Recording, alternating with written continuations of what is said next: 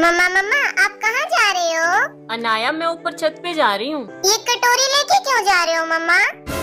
चलो आओ, दिखाती हूँ आपको क्यों लेके जा रही हूँ। चलो मम्मा।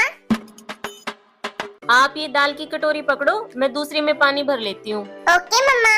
चलो अब। मम्मा हमने इनमें पानी और दाल क्यों डाले हैं? बेटा, हमने ये पक्षियों के लिए डाले हैं, उन्हें भी भूख और प्यास लगती है ना। चलो अब इनको यहाँ पे रख देते हैं। मम्मा मुझे भी रखना है। ठीक है, आ जाओ, रखो।